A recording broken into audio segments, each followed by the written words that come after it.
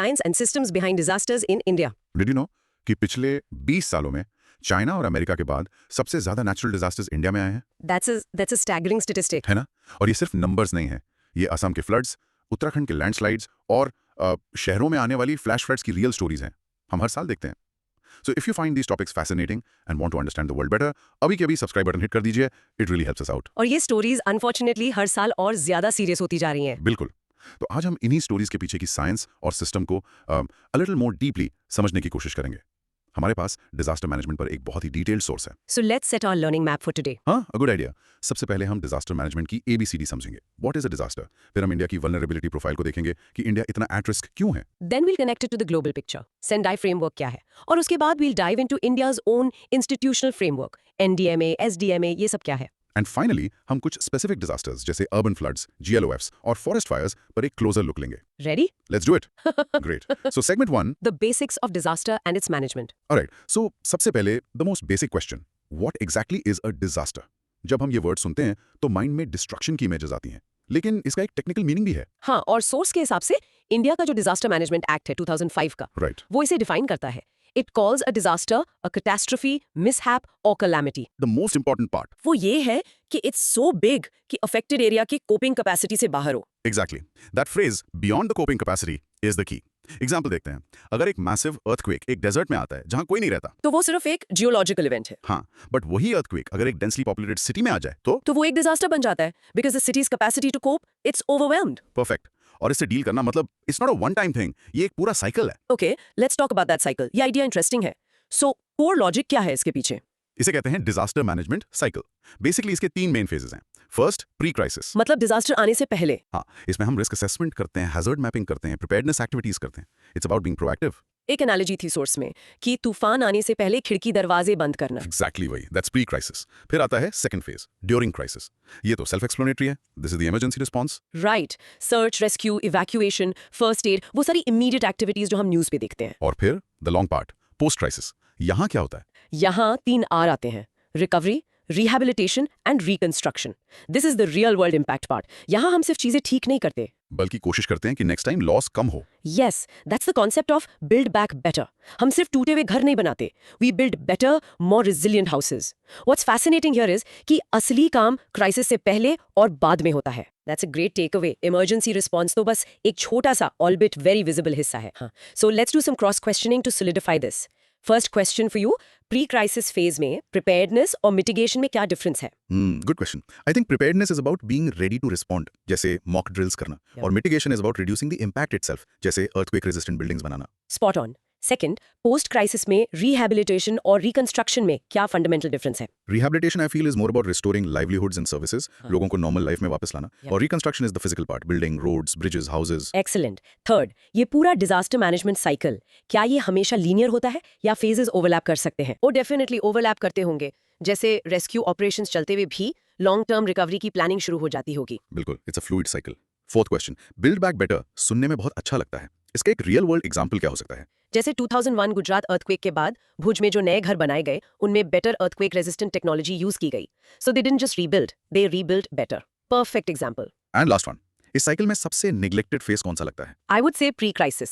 हम अक्सर डिजास्टर आने के बाद जागते हैं। प्रिपेयर्डनेस और मिटिगेशन पर उतना फोकस नहीं होता जितना रिस्पॉन्स पर होता है। हाँ, लेट्स मूव टू सेगमेंट 2, और ये एक बहुत इंपॉर्टेंट सवाल है। India's vulnerability profile. So the big question, India इतना वल्नरेबल क्यों है? And the source gives some really startling facts. हाँ, नंबर्स तो काफी शॉकिंग है। हाँ, जैसे इंडिया का लगभग 59% land mass is prone to earthquakes, 59%, that's more than half the country. और हमारी जो 7,500 किलोमीटर लंबी कोस्टलाइन है, उसमें से 5,700 किलोमीटर्स पर साइक्लोन और सुनामी का खतरा है। बट जैसा सोर्स कहता है, here's where it gets really interesting. ये सिर्फ ज्योग्राफी की बात नहीं है। सही कहा। अगर सिर्फ ज्योग्राफी होती तो शायद प्रॉब्लम सॉल्व करना आसान होता। इंडिया की वल्नरेबिलिटी की मल्टीपल लेयर्स हैं। So let's start with the core logic. The first layer is of course geoclimatic conditions. Right, Himalayas for example. हाँ, हिमालयस एक जियोलॉजिकली यंग और एक्टिव माउंटेन रेंज है, इसलिए वहां अर्थक्वेक्स और लैंडस्लाइड्स का रिस्क हमेशा रहता है। और दूसरी तरफ मॉनसून, जो हमारे लिए एक ब्लेसिंग है। वही फ्लड्स और ड्रॉट्स का रीजन भी बनता है। This is a natural paradox of our geography. Okay, so that's layer 1। अब आती है दूसरी लेयर, जो चीजों को और कॉम्प्लिकेट कर रही है, climate change. Yes. Climate change is a threat multiplier, ये वर्ड याद रखना। थ्रेट मल्टीप्लायर मतलब ये एग्जिस्टिंग थ्रेट्स को और बढ़ा रहा है। बिल्कुल। सी लेवल राइज से कोस्टल फ्लडिंग का रिस्क बढ़ रहा है, ग्लेशियर्स तेजी से पिघल रहे हैं जिससे GLOFs जैसे नए खतरे पैदा हो रहे हैं जिन पर हम आगे बात करेंगे। हीट वेव्स बढ़ रही हैं। Right.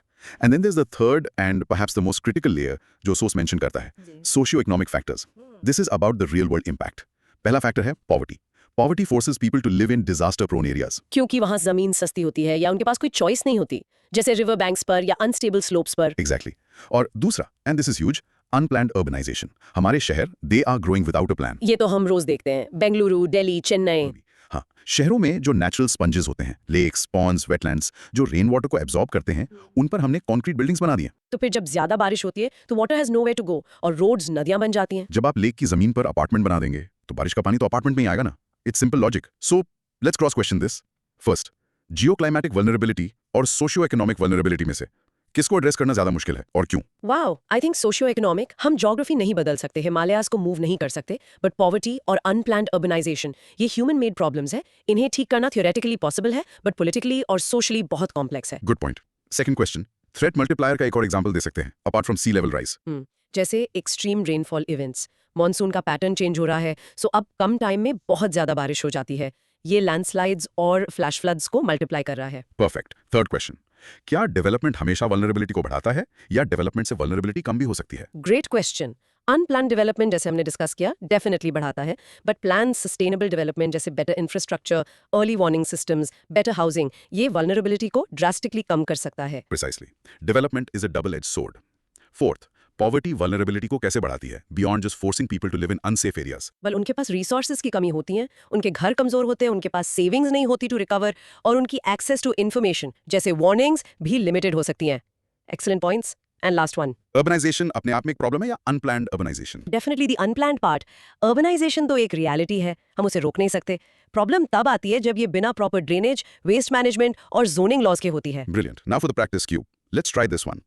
Pause the audio and practice saying India's vulnerability is a mix of geoclimatic, climate change induced, and socio-economic factors.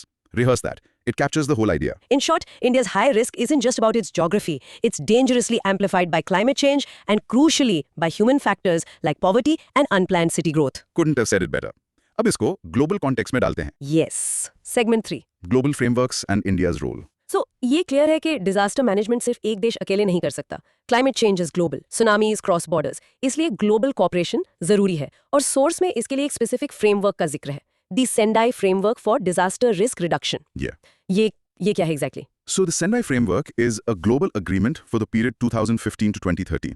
इसे UN के member states ने adopt किया है। ये एक तरह का global road map है on how to reduce disaster risk. Okay, a road map.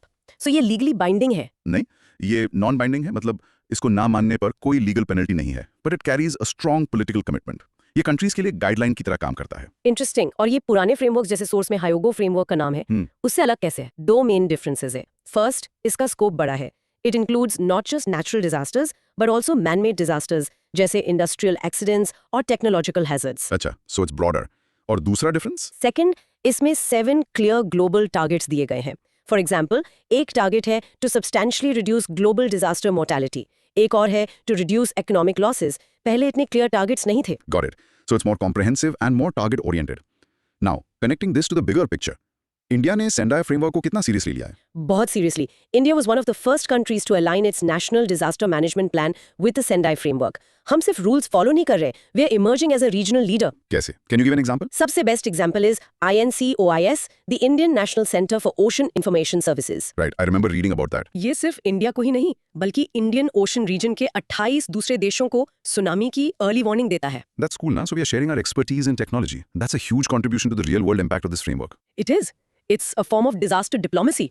चलिए क्रॉस क्वेश्चनिंग करते हैं। फर्स्ट, अगर सेंडाई फ्रेमवर्क नॉन बाइंडिंग है तो कंट्रीज इसे फॉलो क्यों करती हैं? What's the incentive? I guess peer pressure, international reputation और सबसे इंपॉर्टेंट सेल्फ इंटरेस्ट। डिजास्टर्स बहुत कॉस्टली होते हैं, तो रिस्क रिड्यूस करना हर देश के अपने इकोनॉमिक इंटरेस्ट में है। Good answer. Second, Sendai framework में मैन मेड डिजास्टर्स को इंक्लूड करना क्यों इंपॉर्टेंट था? Because in today's world, the line between natural and man-made is blurring. एक chemical spill या एक nuclear accident, इनका impact किसी earthquake से कम नहीं हो सकता. So it makes the framework more relevant. True. Third, INCOIS जैसे इनिशिएटिव से इंडिया को क्या स्ट्रेटेजिक बेनिफिट मिलता है apart from just being a good neighbour? It enhances our soft power. and establishes India as a responsible and capable leader in the region. It's good for foreign relations. Exactly, it's a strategic tool. Fourth, Sendai framework के 7 targets हैं. क्या आपको लगता है कि reducing economic loss वाला target achieve करना reducing mortality से ज्यादा डिफिकल्ट है? हाँ, probably, क्योंकि अर्ली वार्निंग सिस्टम से आप लोगों की जान बचा सकते हैं. You can evacuate them. But infrastructure और इकोनॉमी को बचाना, that requires huge long-term investment and resilience, which is much harder. Well put. Last question, क्या लोकल कम्युनिटीज की कोई रोल है सेंडाई फ्रेमवर्क में या ये सिर्फ नेशनल गवर्नमेंट्स के लिए है? The framework definitely emphasizes a whole of society approach. So yes, local communities, NGOs, private sector, सबका role important है for it to be successful on the ground. Absolutely. The action has to be local. ठीक है, practice cue time? Okay, this one's important. Pause and practice saying the Sendai Framework is a non-binding global agreement to reduce disaster risk and India is a regional leader in its implementation. Rehearse it. It connects the global to the national. In short, the world works together on disaster risks through the Sendai Framework, and India isn't just a participant but an active leader, sharing its capabilities with other nations. Well said. अब global से वापस India के अपने system पर आते हैं. Right. Segment 4. India's institutional framework. तो 2004 की सुनामी के बाद इंडिया को रियलाइज हुआ कि हमें एक प्रॉपर लीगल फ्रेमवर्क की जरूरत है. और उसी के रिस्पॉन्स में 2005 में डिजास्टर मैनेजमेंट एक्ट आया. इसने एक पूरा स्ट्रक्चर क्रिएट किया, है ना? हाँ, it created a whole machinery. So इसका कोर लॉजिक समझते हैं. सबसे टॉप पर है NDMA, the national disaster management authority. और इसे चेयर करते हैं the prime minister himself. Correct. इसका काम है पॉलिसी बनाना, गाइडलाइंस इशू करना, बेसिकली पूरे देश के लिए डायरेक्शन सेट करना. ओके. फिर नेशनल लेवल के नीचे स्टेट लेवल पर है SDMA, state disaster management authority, जिसको चीफ मिनिस्टर हेड करते हैं. Make sense. नेशनल लेवल पर पीएम, स्टेट लेवल पर सीएम और ग्रासरूट्स लेवल पर वहां है DDMA, district disaster management authority, और इसे हेड करते हैं डिस्ट्रिक्ट मैजिस्ट्रेट या district collector. This is the most important unit for implementation. So it's a clear top down structure. NDMA, SDMA, DDMA. इसका फायदा क्या हुआ है? फायदा यह है कि अब एक क्लियर चेन ऑफ कमांड है. पहले बहुत कंफ्यूजन होता था कि कौन रिस्पॉन्सिबल है. इस स्ट्रक्चर से प्रिपेयर्डनेस और रिस्पॉन्स में डेफिनेटली सुधार आया है. The real world impact is a more coordinated response. But source कुछ लिमिटेशंस भी पॉइंट आउट करता है, जैसे इट्स नॉट ऑल परफेक्ट. नहीं, बिल्कुल नहीं. चैलेंजेस हैं. सबसे बड़ी क्रिटिसिज्म है कि ये सिस्टम टू मच ब्यूरोक्रेटाइज्ड है. मतलब हर चीज में बहुत ब्यूरोक्रेसी और रेड टेप है. और इम्प्लीमेंटेशन में भी कमी है. हाँ, that's the second big issue, poor implementation. Source mention करता है कि 2016 में सुप्रीम कोर्ट ने भी स्लो इंप्लीमेंटेशन के लिए गवर्नमेंट को फटकार लगाई थी. अच्छा. एक और इशू है रोल्स का ओवरलैप होना. समटाइम्स इट्स नॉट क्लियर कि एनडीएमए का काम कहाँ खत्म होता है और दूसरी मिनिस्ट्रीज का काम कहाँ शुरू होता है. This raises an important question. क्या हमारा सिस्टम कागज पर जितना स्ट्रांग है, जमीन पर भी उतना इफेक्टिव है? That's the key question. Let's do a cross questioning round on this. First, इस टॉप डाउन अप्रोच का सबसे बड़ा डिसएडवांटेज क्या है? आई थिंक सबसे बड़ा डिसएडवांटेज है कि समटाइम्स लोकल नीड्स और ट्रेडिशनल नॉलेज को इग्नोर कर दिया जाता है. जो पॉलिसी दिल्ली में बन रही है, हो सकता है वो नॉर्थ ईस्ट के एक रिमोट विलेज के लिए सूटेबल ना हो. Good point. कम्युनिटी पार्टिसिपेशन कम हो जाती है. सेकंड, डिस्ट्रिक्ट मैजिस्ट्रेट को डीडीएमए का हेड बनाना, इसके प्रोज एंड कॉन्स क्या हैं? प्रो ये है कि डीएम के पास ऑलरेडी बहुत पावर और अथॉरिटी होती है, सो वो डिफरेंट डिपार्टमेंट्स को इजीली कोऑर्डिनेट कर सकता है. कौन ये है कि डीएम के पास ऑलरेडी इतने काम होते हैं कि हो सकता है वो डिजास्टर मैनेजमेंट को उतनी प्रायोरिटी ना दे पाए. Right, the issue of bandwidth. Third, bureaucratization की बात करता है. इसका एक कॉन्क्रीट एग्जांपल क्या हो सकता है? जैसे फंड्स रिलीज होने में डिले. एक डिजास्टर के बाद इमीडिएट कैश की जरूरत होती है for relief, but bureaucratic procedures की वजह से वो पैसा नीचे तक पहुंचने में बहुत टाइम लग जाता है. Okay, that's a very real problem. Fourth, इस स्ट्रक्चर में NDRF, national disaster response force का क्या रोल है?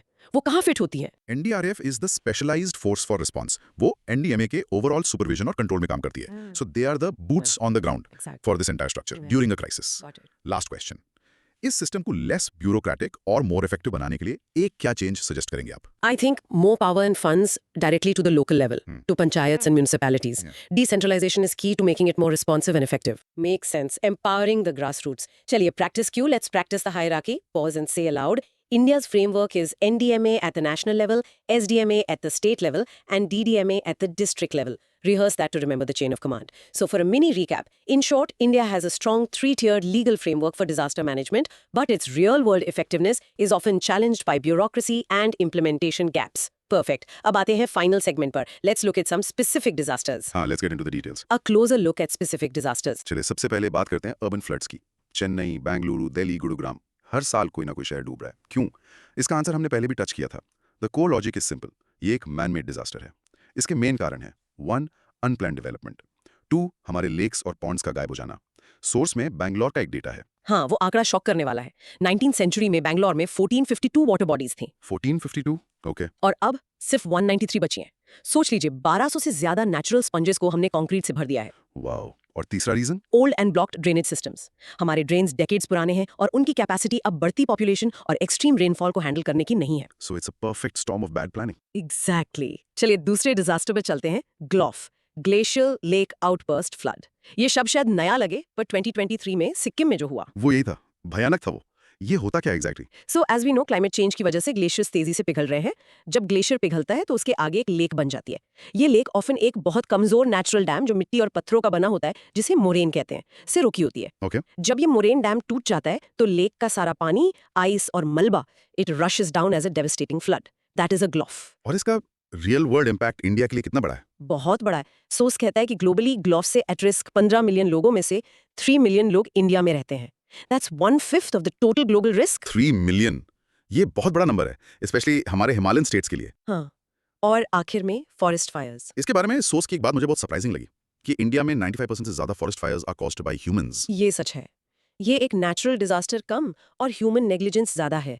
नॉर्थ ईस्ट में झूम कल्टीवेशन या स्लैश एंड बर्न एग्रीकल्चर एक बड़ा रीजन है। अच्छा। सेंट्रल इंडिया के जो ड्राई डेसिड्यूज फॉरेस्ट्स हैं, वो नेचुरली बहुत प्रोन है फायर के। एक छोटी सी चिंगारी, जैसे किसी ने बीड़ी फेंक दी, और पूरा जंगल जल सकता है। हाँ। और इसमें क्लाइमेट चेंज भी एक रोल प्ले कर रहा है। हीट वेव्स बढ़ रहे हैं, जिससे जंगल और ज्यादा सूख रहे हैं, and the risk of fire is increasing. ये एक विशियस साइकिल है। Let's do a final cross questioning for this segment. First, urban floods के लिए सबसे इफेक्टिव सिंगल सॉल्यूशन क्या हो सकता है? Protecting and rejuvenating the existing water bodies. हमें शहरों में ब्लू ग्रीन इंफ्रास्ट्रक्चर क्रिएट करना होगा, more lakes, parks and permeable surfaces जो पानी को एब्जॉर्ब कर सके। राइट। सेकंड, ग्लेऑफ्स को प्रिडिक्ट करना इतना मुश्किल क्यों है? क्योंकि ये लेक्स बहुत रिमोट हाई एल्टीट्यूड एरियाज में होती हैं। उन्हें कॉन्स्टेंटली मॉनिटर करना बहुत डिफिकल्ट और एक्सपेंसिव है। और मोरेन डैम कब फेल करेगा, ये प्रिडिक्ट करना अभी भी एक साइंस है जिसमें बहुत अनसर्टेनिटी है। ओके। थर्ड, फॉरेस्ट फायर्स को प्रिवेंट करने में लोकल कम्युनिटीज का क्या रोल हो सकता है? सबसे बड़ा रोल, उन्हें एज फर्स्ट रिस्पॉन्डर्स ट्रेन किया जा सकता है। उनकी ट्रेडिशनल नॉलेज को यूज करके फायर लाइंस मेंटेन की जा सकती हैं और अवेयरनेस क्रिएट करना कि आग न लगाएं। उनके बिना फॉरेस्ट फायर्स को कंट्रोल करना ऑलमोस्ट इम्पॉसिबल है। Make sense. फोर्थ, झूम कल्टीवेशन एक ट्रेडिशनल प्रैक्टिस है, तो इसे सडनली रोकना तो पॉसिबल नहीं होगा। इसका क्या सोल्यूशन है? Solution is not to stop it, but to promote more sustainable versions of it. लोगों को alternative livelihood options देना and उन्हें fire management techniques में train करना. It has to be a sensitive, community-based approach. Got it. Last question. इन तीनों disasters, urban floods, GLOFs, forest fires में common thread क्या है? The common thread is the huge, undeniable footprint of human activity and climate change. ये तीनों disasters, they are being significantly worsened by our own actions. That's a powerful conclusion. Let's do a practice cue. This is a good one to remember. Pause and practice saying, urban floods are man-made, GLOFs are climate change driven, and forest fires are mostly due to human negligence. Rehearse this to understand the root causes. So, mini recap for this segment. In short, many of today's major disasters, from flooded cities to burning forests, are not purely natural, but are direct consequences of human choices and a changing climate. बिल्कुल। To what does this all mean? ये पूरी discussion, इसका conclusion क्या है? So let's wrap this up. आज की चर्चा से एक बात तो बिल्कुल साफ है कि डिजास्टर मैनेजमेंट सिर्फ रेस्क्यू ऑपरेशन नहीं है। ये कंटिन्यूअस साइकिल है जिसमें प्लानिंग, प्रिपेयर्डनेस और रिस्क रिडक्शन सबसे जरूरी है। हाँ। हमने देखा कि इंडिया जियोक्लाइमेटिकली बहुत वल्नरेबल है। पर हमारे पास एक स्ट्रॉन्ग लीगल और इंस्टीट्यूशनल फ्रेमवर्क भी है, NDMA, SDMA, हाँ। ये सब। और हम सेंडाई फ्रेमवर्क जैसी ग्लोबल कमिटमेंट से भी जुड़े हुए हैं। बिल्कुल। और अगर एक फाइनल थॉट के साथ लिसनर्स को छोड़ना हो तो वो ये है, सोर्स बार बार मैनेजिंग क्राइसिस से मैनेजिंग रिस्क की तरफ शिफ्ट होने की बात करता है। Managing risk, not crisis. हाँ। क्राइसिस मैनेजमेंट रिएक्टिव होता है, रिस्क मैनेजमेंट प्रोएक्टिव है। तो नेक्स्ट टाइम जब हम किसी बड़े इंफ्रास्ट्रक्चर प्रोजेक्ट के बारे में सुने, एक हाईवे, एक डैम या एक स्मार्ट सिटी, तो ये सोचना जरूरी है कि क्या हम सिर्फ डेवलपमेंट बिल्ड कर रहे हैं या अनजाने में फ्यूचर के लिए एक डिजास्टर भी डिजाइन कर रहे हैं। एग्जैक्टली। असली resilience, the true meaning of being disaster proof, इसी सवाल के जवाब में छिपी है। Broad micro theme was Unpacking the science and systems behind disasters in India. disaster is defined by a community's inability to cope, and its management is a continuous cycle of pre-crisis preparation, during crisis response, and post-crisis recovery. India's high vulnerability comes from a dangerous mix of geography, climate change, and socio-economic factors like poverty and unplanned urbanization. India is an active participant in global efforts like the Sendai Framework and has a 3-tiered institutional structure, NDMA, SDMA, DDMA, to manage disasters domestically. Many modern disasters like urban floods and forest fires are largely human-influenced, highlighting the need to shift from crisis management to risk management. Great. अब आपके लिए, to help you imbibe this content, यहाँ 6 short content probes है. Explain the 3 phases of the disaster management cycle in your own words. Name the 3 layers of India's vulnerability. What is the main difference between the Sendai framework and the Yugo framework? Draw the hierarchy of India's disaster management authorities. What is the primary cause of urban floods in India? And probe 6, what is a GLOF? Try to answer these without looking at your notes. And here's a final challenge for you. Rehearse presenting the topic of India's vulnerability profile out loud for 2 minutes, as if you are explaining it to a friend. That's a great way to make the knowledge your own. Thank you so much for joining us in this detailed exploration. अगर आपको ये discussion valuable लगी तो please इसे share कीजिए और comment section में बताइए कि आप अगले एपिसोड में कौन सा टॉपिक अनपैक करना चाहेंगे। And don't forget to subscribe. We'll be back with another deep dive soon.